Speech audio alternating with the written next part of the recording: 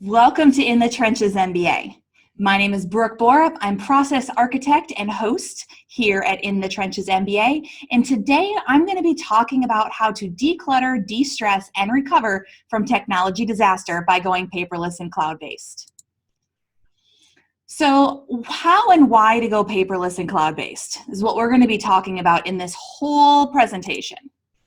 So we're going to talk about how this tedious process can save your butt in technology disaster, what the process looks like, what you'll need to get started, how to get started, what tools to use and why we use them, and some other cool tools you want to know about to make this process even easier. So let's dig right in. First, like I said, my name is Brooke Borup. I am a process architect that helps small business owners automate and delegate their way to a life outside of their business. That's my value statement, and I'm sticking to it. My life before entrepreneurship, I supported a sales staff of 12 and an executive staff of 6. As you can imagine, that takes a lot of organization and a lot of figuring out of different ways to do things to get them done in a timely manner. I also was a planner and an event planner that executed events for upwards of 500 guests and 100 plus speakers, hence why we're here today. And I decided in 2013 that it was time for me to fire corporate America and move on to this life of small business ownership, because I knew that I could help other small business owners do what they were doing and help them with the business behind their business, which is why you're here. And I work solely with small business owners. I do not take corporate clients. I do not help big businesses automate. I do not like the red tape and the hierarchy that happens in normal US corporate America. So hence why I only work with owners and small business owners and small business staff to help them realize their dream can last more than a couple of years of stress. So we're going to talk today about cluttered desk, cluttered mind, because that is my mantra. I was always the one in corporate America that wouldn't leave until my desk was cleared. Even if it was just a to-do pile for tomorrow that got filed in my little filing system before I left, my desk needed to be clear before I went, or else when I walked out that door, all I would think about is work. So let's dig into the tedious process that can save your hind end. So we just talked about a cluttered desk is a cluttered mind. If you've ever heard that one, this is what that means. If we can get all of that paper and all of that crap up off of your desk, you can actually think about work. Let's put this into another example. If you are cooking dinner, Thanksgiving dinner, because let's go big or go home, right? So you're cooking Thanksgiving dinner for a whole bunch of people, and all of those dishes are in the sink and all those pans are on the stove, and you sit down to have your dinner. This may depend on if you're a man or a woman, but me, if I sit down to have dinner and eat, the only thing I can think about is when I get up from this dinner, I'm going to have to go clean all of that stuff up. Now, hopefully that's not you, and hopefully you have a huge family that can help you do all of that, but that's what's on my mind. And so, like I just said a minute ago, if my desk was cluttered when I left work every day, that's the only thing that I would think about the entire evening is, what do I have to come back to tomorrow? Why did I do that to myself? It was my way of shutting the day down. Well, that's where going paperless and cloud-based can really help you in one sense. So when technology fails, which it does all the time, it doesn't have to give you a heart attack. If you've set yourself up for success in this area and your computer decides to just crap out on you one day, guess what? Instead of it taking days for you to take your computer in and spending $300-400 with a fix-it company to get your data back and to restore everything that you were working on, you've now lost 3, 4, 5 days of productivity, and who knows if it even works, right? Where if technology fails and you're paperless and cloud-based and you've done your due diligence, then your computer now is just an ancillary thing. You can go to the store, you can buy another computer, even if it's just a backup, and within a couple hours, you can be up and running again. That's the way that this works. Also, at your fingertips, and this is my favorite part because I drive, I'm a digital nomad, I go different places, and I need to be able to respond to my clients in a timely manner. So because I have email on my phone and because I have Facebook on my phone and all of that, my clients know how to get a hold of me at any given time. But when they say, hey, Brooke, do you have that spreadsheet that you created for me 6 months ago? I can say, yes, I do. And even if I'm in my car driving, I can stop at a stoplight or pull over into a parking lot, and I can go into my client's folder, grab that spreadsheet, and email it to them right then and there from my Dropbox because I'm paperless and cloud-based. If I didn't have that option, if my stuff wasn't stored in Dropbox, I would have to say, oh, I'll get that to you as soon as I get home and get to my computer. I never have to say that unless it's something crazy that I actually have to do on the computer. But sending a file or finding something or sending something to someone very quickly is the reason that I do this first and foremost. Now, sharing is caring, folks. We've all heard that one too. So when you have all of this stuff at your fingertips, all of this stuff in Dropbox, you can share humongous files with a link, which is great. So that link allows them to download what they need to download, and you don't get stuck having Google say, that's too big. How are you going to get this over to the other person?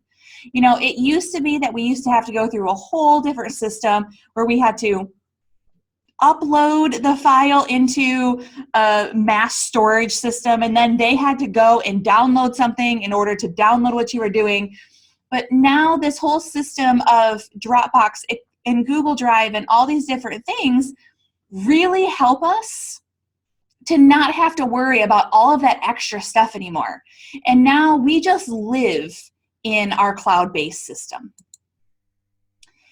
And when I went cloud-based, and I'm telling you this is a tedious process, I know we're going to get into it a little bit more, but when you now currently, you I'm sure have a stack of business cards or a stack of papers or something that's sitting on your desk that's creating a big pile, and you dread having to put it away. You dread having to file it. Right? Because that's what we used to do, is we used to put things into a file cabinet and file it all away. And then at the end of the year, you took all of that stuff and you put it in a tax box, right? All of your bills, all of your utilities, all of that stuff went into your tax paperwork, and you have to save it for 7 years. Well, I can tell you that I have client files going back way further than 7 years. So filing Fridays that we used to have when we cleared off our desk on Friday from all of the stuff that came in through the week has now turned into scanning Sundays for me. So now when I'm cooking my meals for the week and I'm, meal prepping and doing all of that on Sunday, in between that stuff, I can file all of my stuff by scanning it and putting it into a folder. It's freaking fantastic. So now let's talk about what you'll need to get started. So first, you need to get a cloud-based storage provider. We'll talk about some examples here in a later slide. I also want you to make sure that you have a fireproof safe. This is going to be for those documents that you have to keep, and they have to be safe. Your birth certificates, your social security cards, your will, that sort of thing. You can always have digital scans of those things, but at one time or another, it is possible that you're going to need the original copy. All of the original copies go in this safe. You can get one for $50, and it's big enough to fit an 8.5 by 11 sheet of paper or a 9 by 12 folder, okay? So the next thing is a really good scanner. Especially as a business owner, you're going to be scanning a whole bunch of stuff, and you need a really good scanner. The cheaper scanners, and we'll talk about the one that I use, but the cheaper scanners that you purchase, you can purchase them, but they're not going to last very long. And the one I'm going to tell you that I use in a slide a couple down has been with me now for almost 4 years and has done its job amazingly and is still going strong for a reason. Also, you're going to want to invest in a shredder. And this can just be a shredder that sits on top of a trash can that you just take on and off. It's totally fine.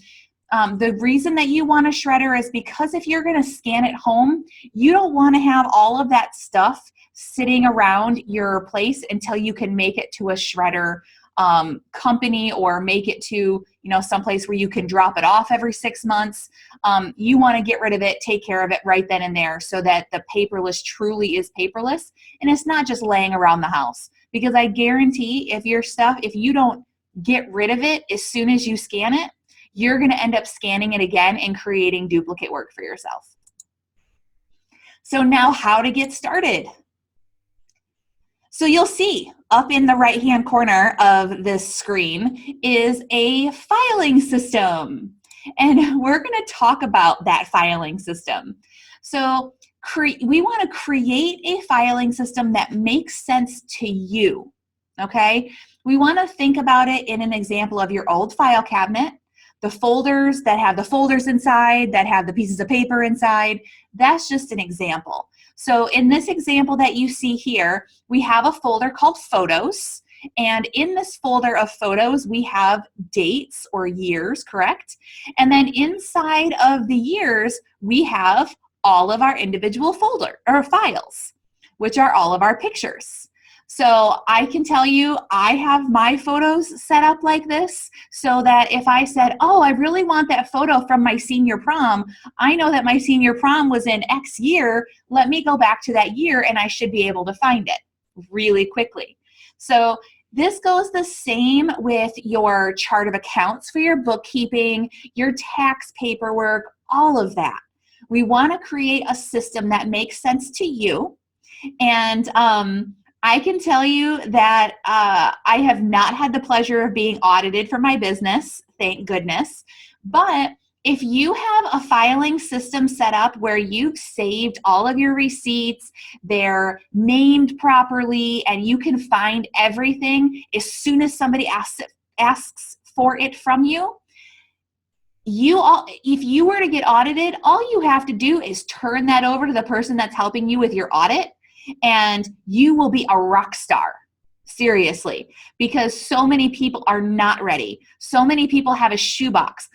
I'm sure that 75% of people that are going to watch this video still hand a shoebox to their CPA at the end of the year and say, here, do my taxes. We're trying to eliminate that here at In the Trenches, but this is just one way to start on your journey to do that. So here's an example of the chart of accounts of your expenses. So 2018 expenses. Under 2018 expenses, I have 4 folders inside of that. So my original folder is 2018 expenses. Then you'll see a list that says personal, business, kids, and pets. If I click into personal, it will say utilities, phone, and medical.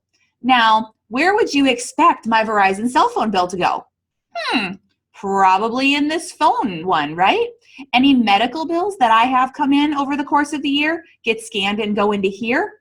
My business stuff, all of my receipts, my restaurant receipts, anything that I do under meals and entertainment goes in my meals and entertainment section.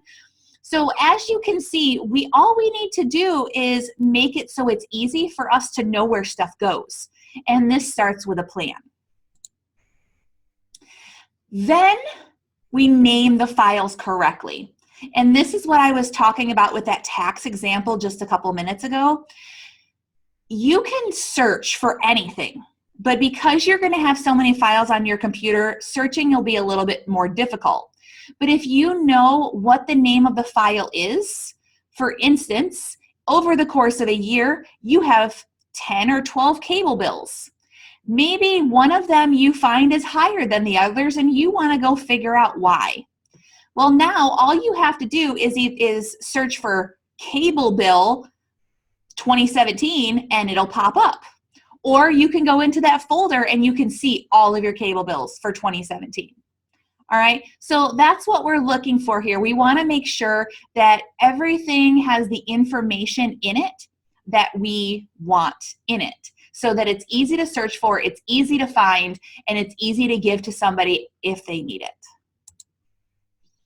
Now, rinse and repeat. So like I said, scanning Sundays. You can do whatever day you want, but put it on your calendar so that you don't get behind. Because just as much as you dreaded that big pile of papers that sat on your desk from week in and week out until you finally filed them, it'll happen the same way with scanning. The only difference is scanning gets it off your desk and away in a trash can, where filing makes you have to do something with it later. All right, so rinse and repeat. Keep it on your calendar and stick to it so that you don't run into these issues every single time you need to do your books. All right, so now we're going to talk about some tools for this. There's a whole bunch of them here. So let's go through a couple of these. So iDrive, for those of you who are Mac users, you have an iDrive. This is a backup tool that you have. You also have iCloud, and iCloud is your cloud-based tool. So if you are a Mac user and solely a Mac user, you can use iDrive and iCloud to duplicate these processes, right? You'll know more about them than I do because I am not a Mac user. So what I use is Google Drive, because Google Drive has amazing collaboration utilities in it that allows me to work with a team. So my Google Drive is solely used for my team collaboration. And once we are done collaborating, I download those and I file them away into my Dropbox. My Dropbox holds everything. It is $10 a month, and I have a terabyte of space, which is more than most of us will ever use unless you're a photographer. Then we need to talk about something else for you, or a videographer, because you have very large files. But Dropbox allows you to have an application on your phone. You can also put the application on as many computers as you want to.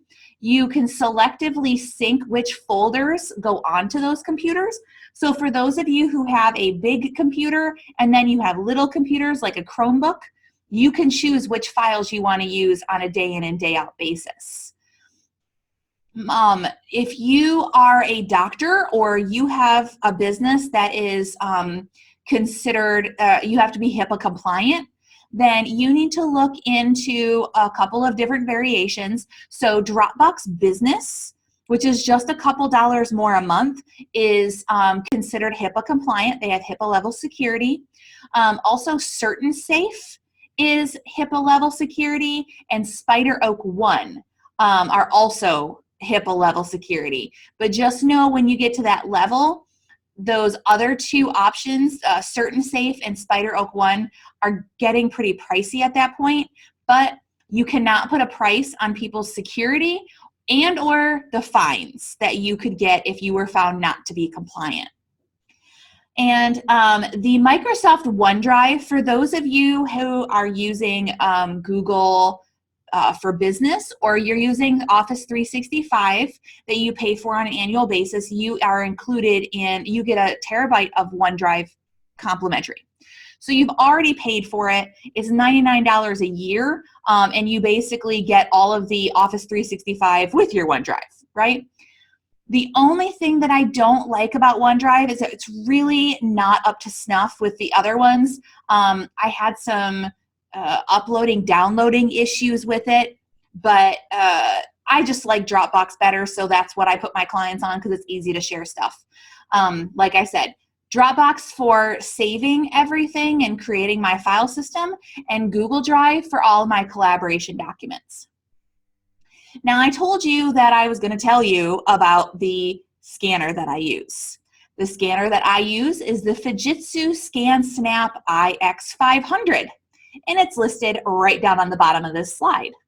Now, I use this scanner because it will scan regular paper, 8.5 by 11.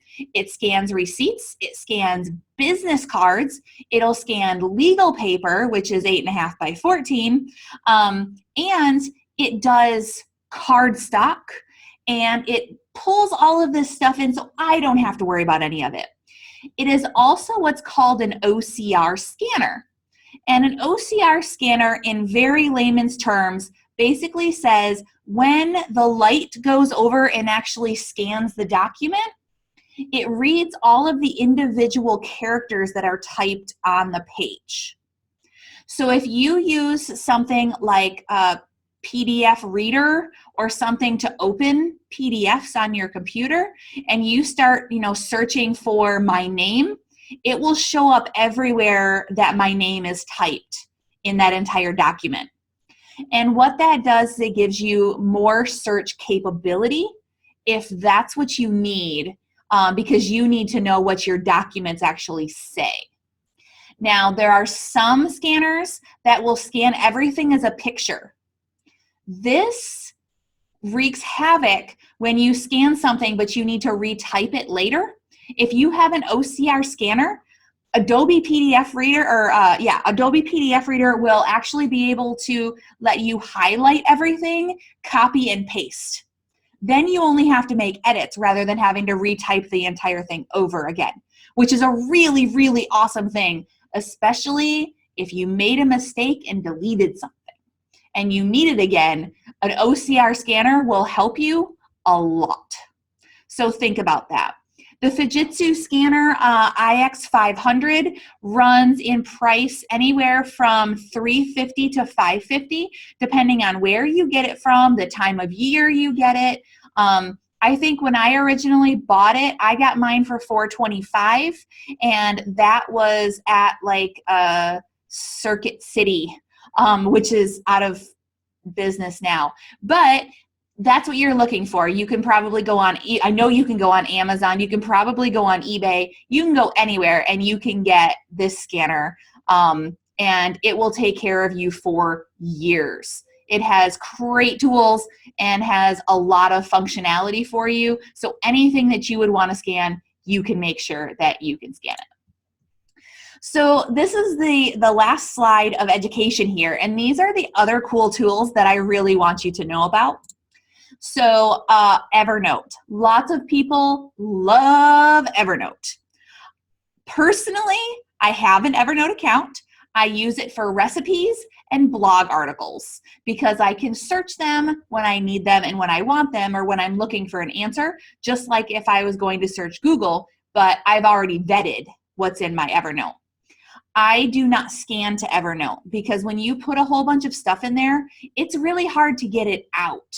So if you ever wanted to switch from Evernote, or Evernote ever went away, it would be really hard for you to get your files because you'd have to download them one by one, and that's not cool. Todoist. Todoist is a list building app for those of you who like lists. Or for those of you who need them, right? So Todoist allows you to create lists for just about anything. It's got an app for your phone. It's got an app for your computer. It's one of the best list building apps that I've seen out there, and it's one of the ones that's most used and most talked about. Now, I'm a Google girl, so I use everything Google. I'm a Gmail user. I have Google Keep as my to-do list manager, and I use Google for just about everything. So there are so many options that you have on Google that you need to look into some of them because they have some really cool stuff. And if you are using Google or you're using email or Gmail, I highly recommend that you switch to Chrome. This is a personal preference, but if you don't have a preference right now, I'm going to tell you why Chrome is the best. And this is completely my opinion. Chrome, to me, is the best browser to use because people build these crazy, awesome extensions for it so that you can do a whole heck of a lot more than what some programs allow you to do. So for instance, inside Gmail, there is a company that is cloud. I'll put it in the notes for you. It is cloudsomething.net, and they build Chrome extensions that allow you to snooze emails, which means you push a button and say, I want you to snooze it until this date, and it goes and puts it in a folder and brings it back to the top of your inbox on that date. It allows you to put videos. A Chrome extension from them allows you to put videos inside of your email. A Chrome extension from them will allow you to track all of your sends so you know who opens them. They have several Chrome extensions. Other programs that you use, like ActiveCampaign, a whole bunch of them have, a whole bunch of the CRMs have extensions for Chrome that allow you to have amazing functionality that you wouldn't have otherwise. Not all of the other browsers, most of the other browsers don't have this because they're not the industry standard. People design awesome, cool things, and they invent awesome, cool things because they know people will use them because they're on the platform that they designed them for. So just know that you'll hear some other things from me in other videos in this series, and I talk a lot about Chrome extensions and how they can make your life so much easier. So that being said, there's a lot of tools available. Watch more videos, you'll get more information, and you'll be able to create a more automated and productive life for yourself. So the next steps for you to get cloud-based and paperless is to get your tool plan and make it happen. Get what you need to make this file structure work for you. You want to set a realistic pace. You will not get all your paper scanned in one setting, especially if you have 7 years of tax papers, all right? So make sure that you set a realistic pace and don't burn yourself out on this. It's not that important to start with, but start with those things that are on your computer now and getting them into your file structure so that you can get started with your computer, and then you can start going paperless. So that's the first step. All the files on your computer need to be cloud-based, then you can start working on the paper. And then make sure that you set that time aside in your calendar weekly. So the stuff that has happened over the week can get done. And then for that first couple of months, you say, okay, I did my stuff for the week. I still have 45 minutes left. Let me use that 45 minutes to do some old stuff. That will help you not get overwhelmed by this process. And get your free checklist below that I've created for you to get started now, so that you have all of the steps from this video in this checklist so that you can start, you can take it to the store and figure out what you want. You can do some extra Googling if you wish to, but everything is here for you. And I look forward to helping you automate and delegate your way to a life outside of your business. I'm Brooke Borup with My Clone Solution and your host for In the Trenches MBA. We'll see you soon. I hope you enjoyed that presentation just as much as I did. This is Brooke Borup from My Clone Solution and the host of In the Trenches MBA. So what's next? It's time to start implementing the things that you learn. Thank you so much for watching, and we'll see you in the trenches. Have a successfully productive day.